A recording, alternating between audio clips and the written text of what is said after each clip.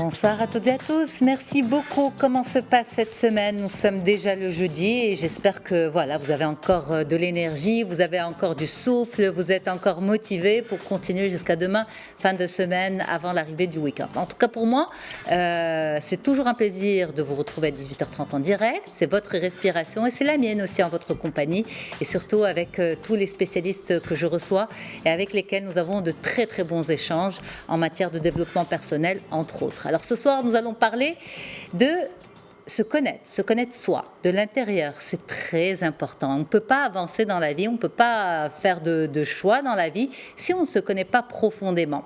Alors se connaître, c'est aussi important pour nos rapports avec les autres. Et c'est ce qu'on va voir ce soir avec vous, Madame Zobida Ben Mamoun. Bonsoir Lella, comment ça va? Bonsoir Yasmine, c'est un grand plaisir d'être avec vous encore ce soir. Merci beaucoup pour ces fleurs derrière vous. Merci beaucoup. En fait, vous êtes, c'est un grand plaisir d'être avec vous. Donc, c'est une très belle émission. Et donc, on se permet de dire tout. En fait, on se dit tout. Et justement, on doit se dire des choses sur nous-mêmes. On doit connaître des choses sur nous-mêmes. Et plus on a cette réconciliation avec nous-mêmes, plus on s'en sent mieux.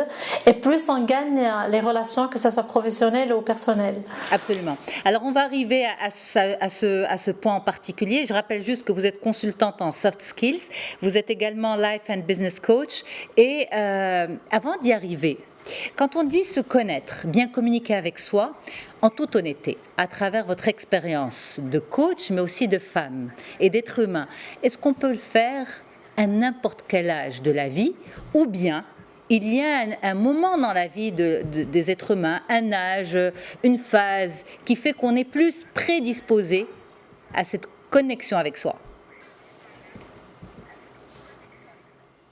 En fait, il n'y a pas d'âge pour ça, bien sûr. Donc, plus on avance dans l'âge, plus on a besoin de nous connaître. On a besoin de connaître nos petites faiblesses, nos forces.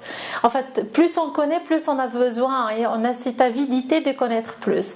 Donc, il y a des choses peut-être qu'on a eues dans le passé et on connaît pas leur impact sur notre vie actuelle. Donc, on voit que nous faisons des actes, peut-être d'une façon volontaire ou involontaire, mais finalement, c'est à travers la connaissance de soi, cette petite conscience, ce petit recul et prise de conscience de soi qui permet de découvrir ça. Donc plus à n'importe quel âge et n'importe quelle personne peut le faire à tout moment et ça n'arrête jamais. Donc à n'importe quel âge, ça n'arrête jamais ce savoir. Donc on dit que je veux bien connaître l'autre, mais est-ce qu'on connaît assez sur nous-mêmes déjà? Donc en fait, quoi qu'on connaît, je dis que je connais très bien ce monsieur ou cette dame.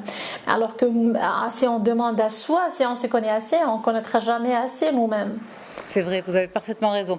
Alors, dites-nous, se connaître, bien fouiller à l'intérieur de soi, ça demande, j'imagine, un processus qui est basé sur, on va dire, les termes les plus crus, sur une stratégie. Est-ce qu'il y a des outils particuliers que vous pouvez nous proposer ce soir ? Effectivement, donc il y a énormément. Donc on peut parler d'énormément de choses. On peut parler de connaître soit à travers la vision, la mission de la vie. On peut connaître soit à travers en fait nos relations avec les autres. Par exemple, on va parler de confiance en soi. Mais lorsque je dis j'ai confiance en moi et je fais pas confiance aux autres, donc je compte que sur moi-même. Donc là, il y a un petit problème avec soi-même. Donc le fait que je ne compte que sur moi-même, c'est-à-dire en fait, je ne lâche jamais. Donc, il y a cette prise de conscience aussi. Et si on veut creuser encore plus, ça va être les émotions. Et donc, on a ce qu'on appelle des émotions primaires. Ces émotions primaires, si on les connaît en nous, en fait, on les conscientise, on les accepte tels qu'ils sont. En fait, c'est une très bonne chose pour se réconcilier d'abord avec soi-même et par la suite pour en fait avoir cette énergie positive, pour avoir cette attitude positive et bénéficier à avoir une très bonne relation avec les autres aussi. Alors vous savez, je pense qu'il y a des moments dans la vie où on est presque confronté à ce soi qu'on ne connaît pas forcément. Je vous donne un exemple. Lorsque un proche, je sais que vous les coachs, on ne vous demande pas ça parce que vous n'êtes pas supposé donner de conseils, mais lorsqu'un proche vient vous voir et vous dit, enfin vient voir une personne et lui dit, donne-moi ton conseil, qu'est-ce que tu ferais si tu étais à ma place ? Répondre à cette question, qu'est-ce que tu ferais si tu étais à ma place, sous-entend qu'on est supposé se connaître profondément.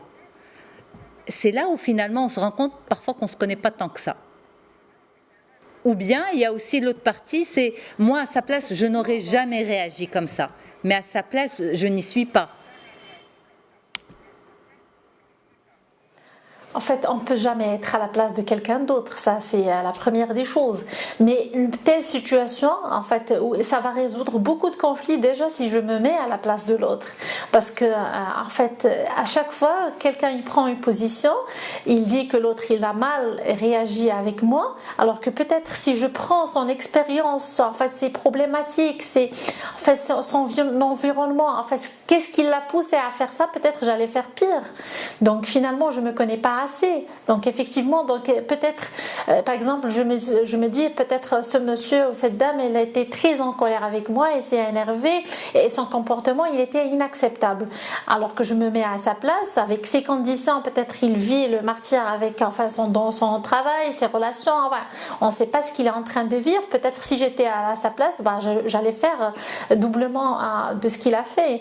Donc voilà, c'est ce petit recul qu'il va découvrir. Donc quelles sont vraiment les émotions. Donc oui, donc si je me dis quelle émotion elle va apparaître à ce moment, peut-être en fait c'est cette conscience. C'est ça. En fait, ce que je voulais apporter par cet exemple, c'est que ce sont parfois ce genre de moments qui nous poussent à mieux nous connaître, à essayer de mieux nous connaître.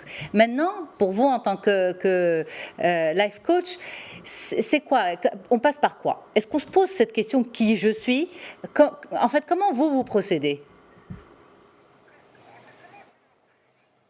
En fait, qui je suis, c'est la première des choses. Déjà, on commence en life coaching, donc parmi les choses qu'on demande, est-ce que vous êtes équilibré dans votre vie ? Est-ce que vous êtes bien dans vos relations ? Est-ce que vous êtes bien dans votre travail ? Est-ce que vous êtes bien avec votre famille, avec vos amis ? Très bien. Et la dernière question, on va poser pour l'équilibre, est-ce que vous êtes bien avec vous-même ? Est-ce que quelle est votre relation avec vous-même ? En général, on va me dire mais c'est quoi la relation avec vous, avec moi-même, je sais même pas c'est quoi. Qui êtes-vous exactement? Est-ce que vous prenez un petit recul avec vous-même? Est-ce que vous prenez un petit rendez-vous avec vous-même pour connaître ce que vous étiez, ce que vous êtes maintenant, est-ce que vous voulez être?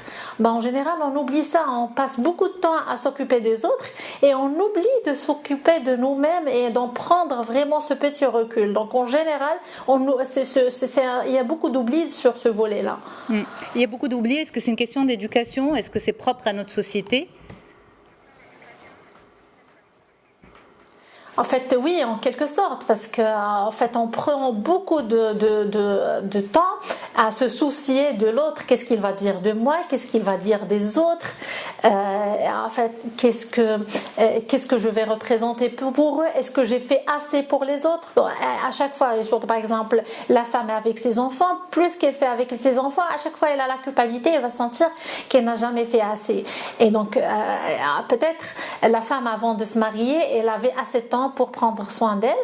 Une fois donc le passage entre à une femme mariée à maman par la suite, donc là on commence à s'oublier plus parce qu'elle va s'occuper plus de ses enfants et donc on va entrer dans cette phase d'oubli, donc ça va créer un déséquilibre. Donc oui, là on va parler d'oubli. Après c'est le monsieur aussi qui est avec son travail, donc il s'est carrément il s'est approprié à son travail, donc pour lui il va tout donner à son travail au point qu'il va oublier qui est lui réellement et qu'est-ce qu'il veut vraiment dans la vie. Ou est-ce qu'il représente seulement ce poste ou il est plus que ça? C'est ça. Ok. Alors, on va y aller petit à petit quand même pour essayer de savoir qui nous sommes individuellement, avec soi. On n'est pas loin du week-end et c'est peut-être un bon exercice à faire ce week-end. On va mettre l'ambiance, Madame Zoubida. Il faut être soi avec soi. Il faut vraiment se prendre du temps et se poser cette première question. Qui suis-je? Est-ce qu'on fait l'inventaire écrit de qui nous sommes? Je veux en fait une procédure. Oui. Oui, une procédure, donc qui en fait, quel est peut-être mon nom, prénom, quelle est ma profession, donc enfin j'ai quel âge, je suis de quelle famille, je suis en fait l'appartenance elle est aussi très importante, qu'est-ce que j'ai fait dans mon enfance, qu'est-ce que je suis maintenant, est-ce que je suis en train de faire ce que je veux réellement maintenant, quels sont mes projets futurs.